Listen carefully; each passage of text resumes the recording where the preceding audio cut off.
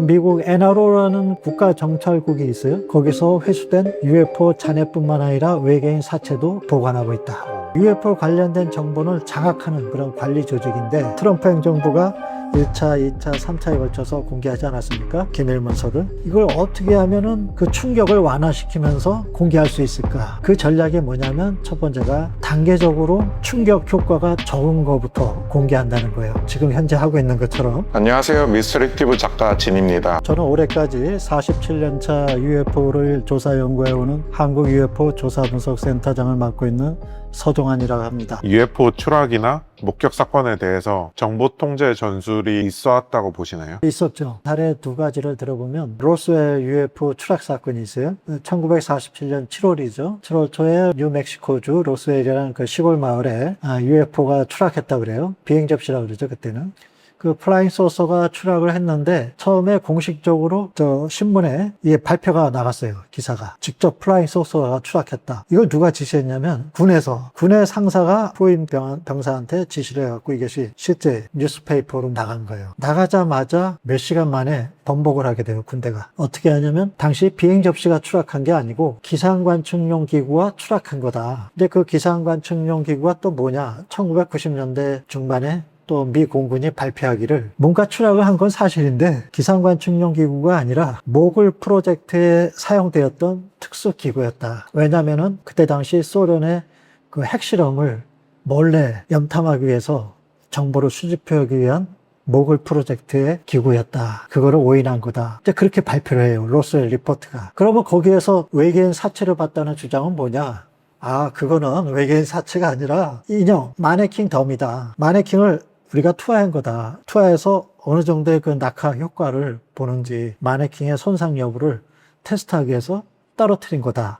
또 그렇게 설명을 해요. 결론적으로 뭐냐? 미군에서는 뭔가 사건이 일어난 거는 인정한다. 그런데 그건 비행 접시가 아니라 모글 프로젝트나 우리가 소련의 핵실험을 염탐하기 위한 첩보 수집용 기구였다. 그렇게 둔갑을 시켰어요. 그런데 당시 다큐멘터리 증언을 보면 갑자기 장의사한테 전화가 와가지고 조그만 관 3개만 만들어달라. 아주 작은 거 사이즈에. 그런 전화를 받았고.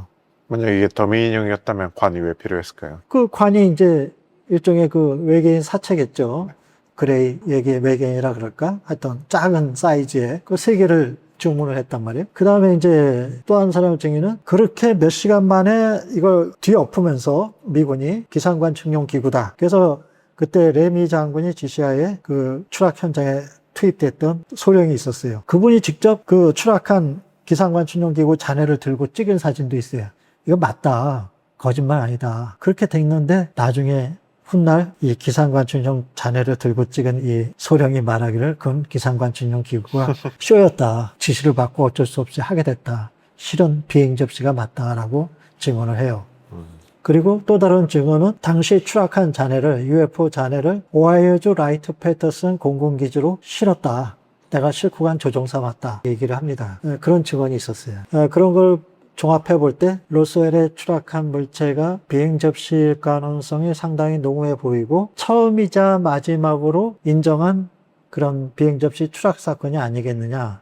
저는 그렇게 보는 거죠. 그리고 그 이후에 수많은 UFO 추락 사고 전문가들이 있어요. 그분들의 책 쓴 거에 의하면 상당수의 그 미 본토의 UFO 추락 사건이 수십 건이나 됐었다. 그리고 그 추락 사건만 전문적으로 조사해서 모폰 심포지움에서 발표한 레오나드 스프링필드라는 그분에 의하면 1947년부터 1978년까지 총 45건의 UFO 추락 사고가 미국에서 있었다. 이렇게 발표를 해요. 그렇다는 거는 그것도 그분이 신뢰할 만한 건지 다 조사를 했겠죠. 그래서 거기에 이제 폭로 공개한 사람들이 익명으로 전부 얘기를 했지만 다 신뢰할 만한 위치에 있던 사람들이거든요.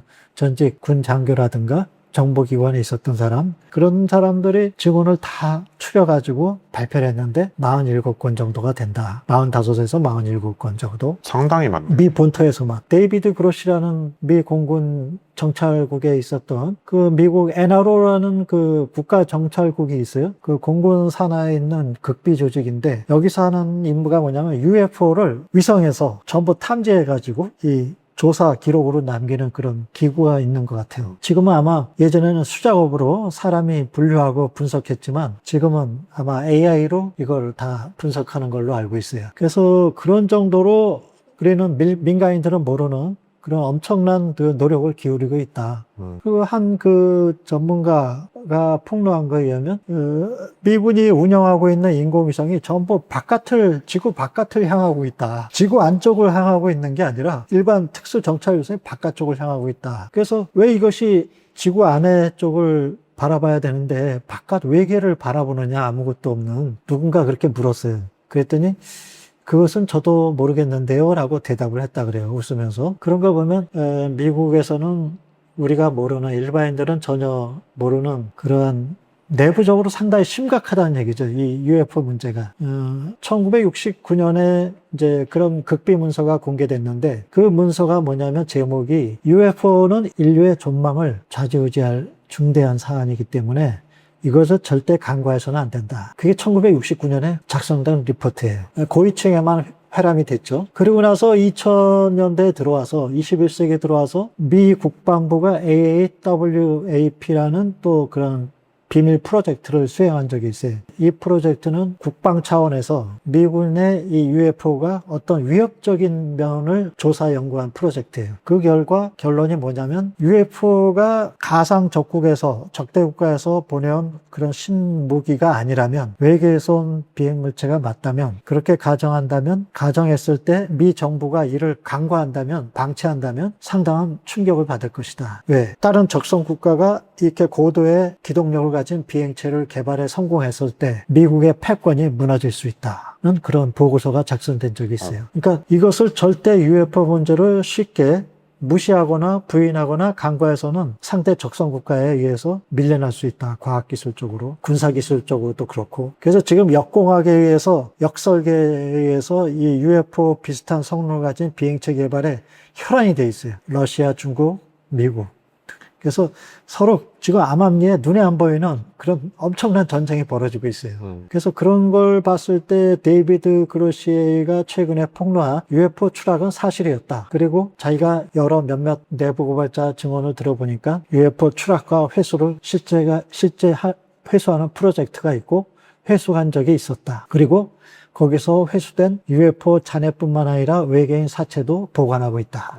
미국 정부가. 근데 그런 걸 공개하지 못하고 있다 이거죠. 그래서 그런 거 정보까지 이렇게 최근에 폭로되는 걸 보면 이 UFO 문제가 단순 호기심 차원으로 봐서는 안 된다. 국가 안보적인 차원 또 어떤 국민에 대해서 정보를 신뢰할 수 있는 그런 강력한 뭔가가 구축이 되어야 되는데 UFO 고도의 그런 진보된 문명에 의해서 미국 정부가 신뢰할 수 없고 그거 속수무책이다. 대책이 없네. 그걸 국민이 알았을 때는 심각한 혼란이 올 수 있다는 거죠. 예를 들면 컬처 쇼크라든가 대공황 이런 것이 실제 벌어질 수도 있다. 그래서 공개를 못한다. 라는 얘기죠. 대표적인 외계인 조우 사례 중에 하나가 에벤 종족이 1964년 미군과 공식적으로 접촉을 했고 이것이 스티븐 스필버그 영화 미지와의 조우에서 소개가 되었고 영감을 주었다는 이야기가 있어요. 이 공식 접촉 사건의 신빙성에 대해서 어떻게 보시나요?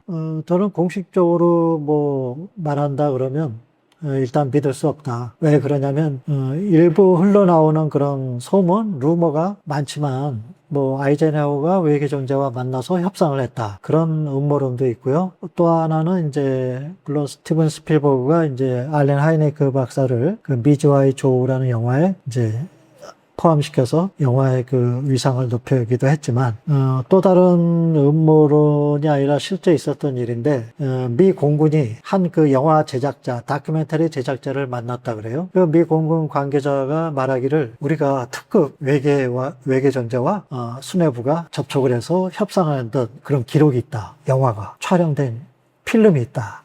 그걸 공개하겠다 그래요. 그 엄청난 충격적인 얘기잖아요. 그래서 그런 제안을 해가지고 너무 좋잖아요, 이게.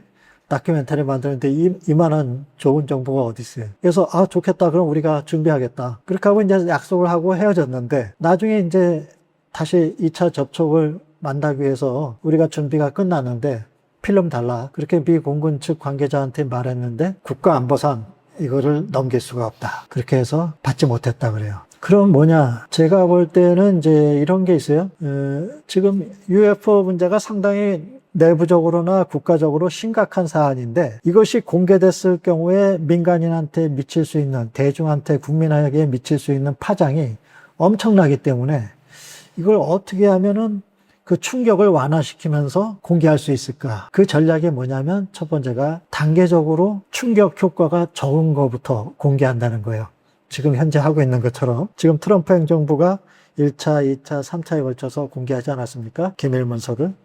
다 보면은 촬영한 거, 적외선 필름, 또 뭐 그런 영상, 군에서 찍은 것들이 대부분인데, FBI 문서도 있지만, 어쨌든 그렇게 시각적인 자료가 있는데, 고해상도 사진이나 영상은 없었어요, 아직. 그게 아쉬운데, 그런 고화질 영상도 가지고 있다 이거예요. 국회의원들이 얘기하기를. 그게 공개돼야 된다. 근데 이제 그런 걸 봤을 때, 수십 년간에 걸쳐서, 꼬부치고 있었던 그런 자료들을 이제, 이렇게 책임성 있게 공개한다, 우리는 정부가 이제. 그렇게 하지만은 대중들은 이거에 의해서 만족하지 못하거든요. 진짜 있느냐 없느냐 이거를 발표해야 되는데 발표를 못하고 있다는 얘기죠. 그냥 툭 던져놓고 민간인, 대중 너희들이 알아서 판단해라 그런 식이에요. 또 실제 그렇게 말을 했고 정부가. 그런 걸 봤을 때 제가 볼 때는 대중들이 받을 수 있는 충격을 완화시키기 위해서 단계적으로 충격이 덜한 정보부터 공개를 서서히 시작한다는 얘기죠. 그러한 단계적인 전략을 정부나 군에서 펼치고 있을 가능성이 있다. 그렇게 보는 거죠. 에벤 종족의 경우에는 그냥 사실이 아닌 거짓말이라고 봐야 할까요? 아니면 기만 전술 중에 하나라고 봐야 할까요? 그동안 뭐 MJ12 안에서 문서가 세 쪽이 뭐 공개가 됐는데 그것도 실제적으로 진짜다라고 그 문서 진위 감정하는 전문가가 말하기를 진위라고 판단할 수가 없다. 이거 흉내낸 거다. 근데 내용을 보면 상당히 그럴듯해요. MJ12라는 거는 뭐냐면 이제 극비 조직인데 정확히 그 UFO 추락과 회수에 관련된 모든 정보를 관할하는 조직이에요. 그러니까 UFO 관련된 정보를 장악하는 그런 관리 조직인데 상위 탑 레벨이죠. 그래서 미국에서는 그 폭로 증언자에 의하면 미국 대통령도 특정 정보까지는 접근을 할 수 없다. 레벨이 상당히 그 탑 시크릿 위에 32개의 더 레벨이 있다 그럽니다. 울트라 시크릿 그런 거라고 볼 수 있죠. 그 정도로 이 보안이 철저하다. 그런 상태에서 이러한 최고급 기밀이 쉽게 누설된다? 이건 있을 수 없다는 얘기죠. 거기에 보면 여러 가지 뭐 로스웰 사건이 좀 많이 나오더라고요. 그래서 회수가 됐고 뭐 외계인 생김새라든가 맥구가 발견됐고 또 이송을 했고 뭐 심지어는 뭐 살아있는 외계인 한 명도 있었다. 그래서 신문을 하고 뭐 취조 신문까지 했었다라는 보고까지 있어요. 물론 그거는 어디까지나 사실이라고 입증할 만한 근거는 없고요. 제가 볼 때는 아직 그 문서가 좀 위조된 것은 아닌가. 그렇지만 내용을 보면은 상당히 그럴듯한 문서다. 그래서 그런 것이 문서가 실제적으로 진짜 내용이다라고 판단이 되려면 그것을 입증할 만한 그런 기록들이 미국 국가 문서 기록소가 있거든요. 거기에서 교차 검증이 돼야 돼요. 미국은 모든 것을 문서화해서 남기기 때문에 그런 교차 검증된 문서에서 확인이 돼야 비로소 우리가 사실이다라고 팩트라고 인정하는 거지 이렇게 바로 쉽게 인정할 수는 없겠다라고 보는 거죠. 아까 전에 말씀 주셨던 것처럼 미국 정부의 군사 위성들이 지구 바깥쪽을 향하고 있다고 말씀해 주셨잖아요. 상상을 해보면 이제 지구에 방문하는 외계인을 미리 포착하거나 아니면 UFO를 미리 포착해서 대비하기 위한 것이라고 이렇게 상상을 해볼 수가 있는데 뭐 이런 식으로 외계종들이 지구를 무대로 각자의 이해관계, 자원 채취나 유전자 수학 같은 이해관계를 펼치고 있다는 주장이 사실이면 그럼 우리 인류가 다가올 외계인과의 공식 접촉을 준비하기 위해서는 해야 할 일이 뭐라고 생각하시나요? 해야 할 일이 너무 많습니다. 일단은 그 해야 할 일이 뭐라는 걸 말씀드리기 전에 그 해야 할 일의 그 테마, 주제가 설정되려면 각 분야의 전문가들이 모여서 UFO가 외계에서 온 외계 지적 생명체가 타고 온 우주선이라는 가정을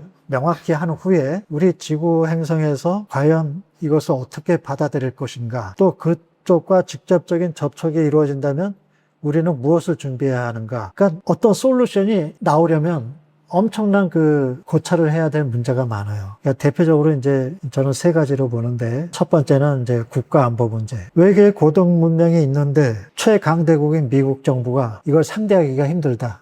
어쩔 수 없다. 그쪽의 그 과학기술이 워낙 월등하기 때문에 우리는 대책이 없다. 속수무책이다. 이러면 안 된다는 거예요. 대중한테 그렇게 말한다 그러면 대중 국민은 뭐 누구를 믿겠어요? 국가를 믿지. 근데 국가가 그렇게 통제력을 상실한 듯한 그런 거를 언론에 발표하게 되면 그때 국민은 대공황이 올 수 있다는 얘기죠. 컬처 쇼크.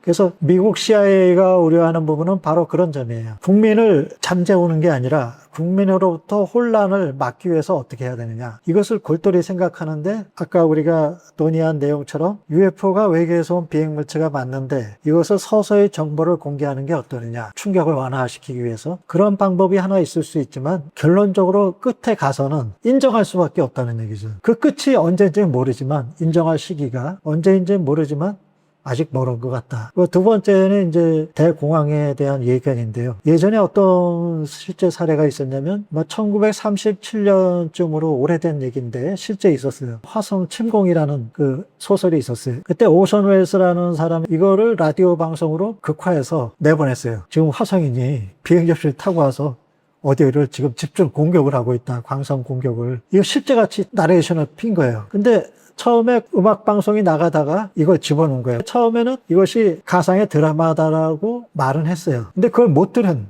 청취자들이 지금 어디 공격당하고 있습니다. 그걸 듣고 막 대피하기 시작하는 거예요. 대혼란이 왔어. 대혼란이 와가지고 짐을 싸고 자동차로 막 피난 가고 경찰서에다 맞냐 진짜냐 확인 전화를 하고 그러한 사건이 터진 적이 있었어요. 그래서 나중에 이제 수습을 하는데 굉장히 애를 먹었다 그래요. 이제 정정을 했겠죠. 이게 재밌으라고 한 건데 이게 쇼킹한 그런 실제 사건으로 이렇게 받아들이게 된 거예요, 대중이. 벌써 그것만 하더라도 상당히 대혼란이 일어난 거잖아요. 물론 그때와 지금 수십 년이 지난 후에는 또 어떨지는 모르겠지만 아까 말씀드린 대로 미국 정부가 국민은 정부를 신뢰하고 믿는데 정부 차원에서 도저히 감당이 안 되는 문명이 있다. 우리는 이 문명과 공유를 해야 되고 과학기술을 우리가 받아들여야 되고 우리는 그 대가로 뭐뭐를 주기로 돼 있다. 그러면 이질 문명과의 교류가 들어가는 거거든요. 이랬을 때 어떤 혼란이 오겠느냐. 사회적인 혼란, 문화적 혼란, 종교적 혼란이 세 번째예요. 외계 존재가 있다? 거기에서도 예수님께서 구원을 하신다? 이렇게 받아들일 수밖에 없잖아요. 그 인간만 우리가 구원을 받고 우리의 죄를 사하여 주신 예수 그리스도이신데 타 외계의 지적 생명체한테도 그럼 거기는 어떻게 되는 거냐? 이런 모순된 이의제기가 나온다는 거예요. 그러니까 기존에 쌓아놓은 종교 교리가 뒤집어지는 거예요. 이랬을 때 파급력을 어떻게 감당할 거냐, 국가가. 그래서 그런 종교적인 대공황, 충격, 사회적인, 철학적인, 문화적인, 종교적인 이런 군사적 충돌 간의 문제, 이런 문제가 산적해 있기 때문에 이걸 각 분야의 전문가가 모여서 브레인스토밍을 하고 리포트를 만들어서 정부에 제출하고 정부는 이거에 대해서 다시 심의해서 장기 플랜을 만들고 해야 된다는 얘기죠. 아마 미국은 모름지기 그런 것도 예상해서 아마 내부적으로 극비리에 만들어 놓았을지도 몰라요. 예전에 1960년대 실제적으로 과학자들이 그런 의견을 제기했다 그래요. 이것이 실제 외계 문명체에서 오는 거라면 이러한 걸 준비해야 된다. 미 육군 정보부대와 CIA에서 적국의 정보 수집을 위해 개발했던 리모트 뷰잉, SRV 기법에 대해서 어떻게 평가하시나요? 일명 그 스타게이트라고 그래가지고 어떤 적국의 고급 정보를 캐내기 위해서 미국에서 원격으로 그 직관과 인지적 그런 능력을 배양시켜서 특수한 능력을 군사 매뉴얼 형태로 극대화시켜서 그 정보를 해킹해내는 그런 실험이죠. 이걸 원격 투시 실험이라 그러는데 이 프로젝트가 나중에 실패를 하게 돼요. 그 이유가 뭐냐면 처음에는 이 프로젝트에 상당한 그 CIA에서 기대를 걸었어요. 왜냐하면 인공위성이라든가 이런 적진에 들어가서 캐낼 수 없는 정보를 미국 현지에서 저 멀리 있는 소련을 염탐하는 거죠. 근데 그 염탐이 그 사람 그 고위 관리라든가 소련의 기밀상 정보를 문서라든가 생각을 해킹해 오는 거예요, 일종의. 그러니까 사람 대 사람이 이 초감각 지각을 이용해서 해킹을 해오는 거죠. 정보를. 근데 처음에 이제 그럴듯하게 해서 이제 뭐 인고스완이라든가 그런 인물을 투입해서 이것이 실제 가능한가. 그래서 처음에는 상당히 그 가능성이 있어 보인다. 한번 해보자. 말로만 하지 말고 한번 해본 뒤에 결정을 내리자 해서 추진이 됐는데 어떤 경우는 맞는 것도 있었어요. 맞는 것도 있었는데 제일 중요한 게 뭐냐면 계속 그 신뢰도가 1부터 100까지 가야 된다는 거예요. 특히 군사적인 첩보에서는. 다시 말하면 뭐냐면 어떤 지역에 무기가 현재 어디에 배치되어 있는 것 같은데 이것이 맞느냐 확인하라. 그런 지시가 떨어졌을 때 미사일 몇 기가 현재 거기에 있는 건 맞다. 그렇게 확인을 해주는 거죠. 즉 미군에서 말하기를 이 프로젝트를 추진할 때 그 이제 실험자가 한테 어떤 미션을 주냐면 이런 지역에 이런 것들에 뭔가 수상한 것이 있는 것 같다. 그건 말을 안 하죠. 있는 것 같은데 배치되어 있는 것들 확인해라. 그런 미션을 줍니다. 그러면은 지금 내가 보기에 그 지역에 뭔가가 있긴 있는데 이게 미사일인지 아니면 뭐 항공기인지는 잘 모르겠지만 뭐 있는 거는 틀림없는 것 같다. 무슨 기지가 있는 것 같다. 그렇게 말하면 안 된다는 거죠. 정확히 명확하게 미사일이 거기 배치되어 있고 어떤 종류의 미사일이고 그런 게 군부대가 있고 그런 것이 정확하게 정보가 입수돼야 되는데 이미 이 군부대에서는 이걸 정보를 알고 있는데 테스트하는 거예요. 빗나간다 이거죠. 그러니까 확인을 하는데 그 확인에서 정보에서 빗나간 거를 얘기하는 거예요. 그 해킹하는 실험자가 원격 투시에 참여했던 군인이 고도로 훈련을 시켰지만 자꾸 빗나가 아닌 걸로 나온다는 거죠. 그러면 이 프로젝트가 신뢰할 수 없다는 결론이 나왔어요. 그래서 그 리모트 뷰잉은 과학적인 그 물리적인 교차 검증한 후에 신뢰할 수 없다는 판단으로 막을 내리게 돼요. 근데 인고수환의 저서를 읽어보면은 실제로 인고수환이 계속 강조하는 게 투시자들의 교차 검증이었어요. 그래서 그 엄밀성을 확보하기 위해서 감독관들도 타겟의 존재에 대해 모르고 투시자들도 타겟의 사전 정보가 없고 이 상태에서 여러 명의 투시자가 다른 독립된 공간에서 같은 좌표에 대해서 투시를 했을 때 공통점을 추리는 방식으로 진실의 실체를 밝혀나간다. 이런 방법론을 주장했었거든요. 예, 그게 뭐냐면 한 사람이 말하는 거는 신뢰할 수 없다는 거죠. 근데 두 사람, 세 사람, 여러 사람이 똑같은 공통된 증언을 한다 그러면 그 신뢰도가 높아간다 이거죠. 높아가는데 여기서 중요한 거는 진짜 정보냐 이것이. 진짜 확실한 데이터냐. 그것이 제일 중요하거든요. 아무리 100사람이 똑같은 걸 얘기했어도 빗나가거나 헛것이 되면 군사적인 정보 가치가 추락한다는 얘기죠. 그래서 어쨌든 그런 점에 있어서 이 프로젝트는 나중에 무산되고 말아요. 과연 우리의 뇌가 인지적으로 먼 원거리에 있는 우리 인간이 움직여도 상당한 시간이 걸리고 그런 먼 거리 위치에 있는 어떤 특정 정보, 단서를 우리가 가만히 앉아서 여기서 그걸 캐치해낼 수 있느냐. 그것은 아마 제가 볼 때 현대 과학으로도 상당한 무리가 있을 것 같아요. 왜냐하면 어떻게 보면 이런 거죠. 인간의 정신 능력에 관한 건데 그런 우리의 인간의 보통 사람의 인간의 능력을 초월하는 그런 거잖아요. 그 분야가. 근데 그걸 초능력이라 그러는데 그런 초능력의 분야 중에 또 이런 것이 있어요. 어떤 사물을 손에 쥐고 그 사물하고 관련된 사건을 연상해내는 그런 또 사람이 있어요. 능력자가. 그래서 이걸 범죄 사건에 활용해서 하는 경우가 있어요. 그런 것과 마찬가지로 단지 사물인데 우리가 봐서는 이게 특정 범죄자의 희생자의 사물인지도 모르겠고 한데 그분이 이제 이 사물에 손을 대는 순간 어떠한 인물이 떠오르고 그런 데이터가 어떻게 보면 쉽게 말해서 어떤 그 장애 필드에 남아있다는 얘기죠. 현실 필드에. 그걸 해킹하는 거예요. 피크포크죠.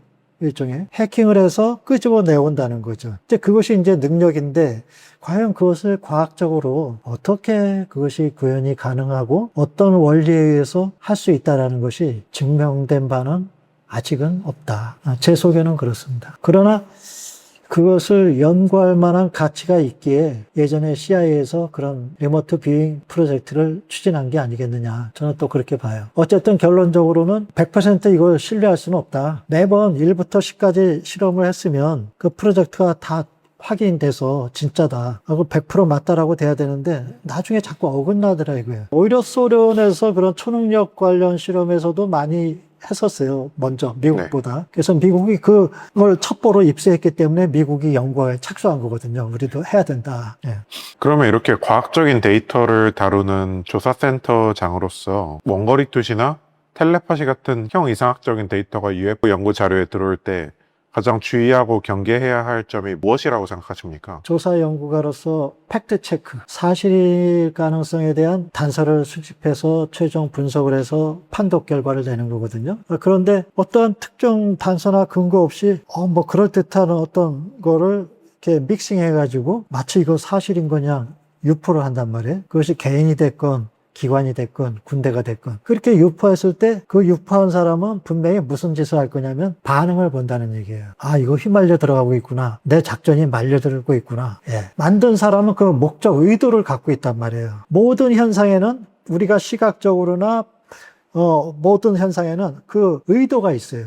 원인. 그 원인을 우리가 캐치하게 되면 방책도 나오게 되죠. 그러니까 원인이 없는 현상은 없다라는 것이 명제예요. 어떤 현상이든. 그래서 그 원인을 알아야 되는데 그러한 음모론도 왜 나오게 되냐면 명확하게 정부가 발표해주고 공개를 해야 되는데 그렇게 하지 않았을 때 음모론이 나오게 돼요. 왜냐? 문을 닫아놨기 때문에 이런 거 아니야? 정부에서 이것 때문에 이거 감추는 거 아니야? 발표 못하는 거 아니야? 이런 식으로 대중은 생각한다는 거죠. 심지어 전문가까지도 맞다. 내가 아는 친구가 내가 아는 정보 요원이 있는데 미군에서 극비리에 비행 접시를 만들고 있다 그러더라. 이 소문인데 사실인 것 같다 내가 보기엔. 근데 뭐 어디서 만드냐 그러면 뭐 에어리어 50을 에스포에서 만든다.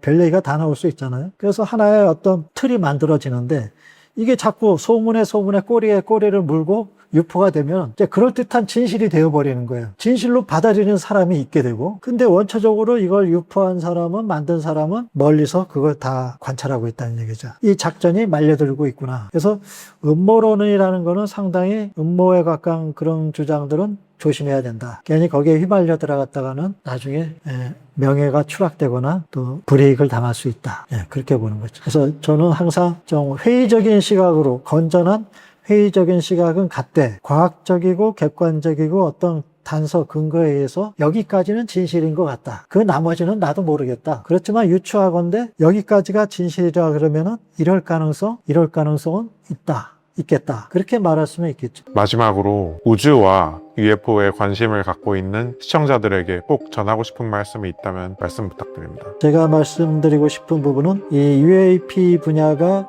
꼭 물리적인 그런 현상만을 연구를 하는 것이 정답인 것 같지만 사실상 여기 물리적인 범위의 한계를 뛰어넘는 그런 고도의 테크놀로지가 포함되어 있기 때문에 우리는 그것을 기술적으로 불가능하다. 아직 현실화될 수 없는 기술이다. 그렇게 거부하지 말고 상당히 그 긍정적인 마음으로 오픈된 마인드로 그런 자세로 조사나 연구나 개발이 임해졌으면 한다는 것이 저의 생각입니다. 저희 센터 유튜브 채널이 있습니다. 한국 UFO 조사 분석 센터라고 검색을 하시면 나오고요. 거기에 많은 구독을 바라겠습니다. 두 번째 부탁은 책에 대한 홍보인데요. 제가 쓴 책 UFO 컨택트라는 책이 있습니다. 그거 아직 안 읽어보신 분들은 꼭 구입을 하셔서 읽어보시면 좋겠습니다.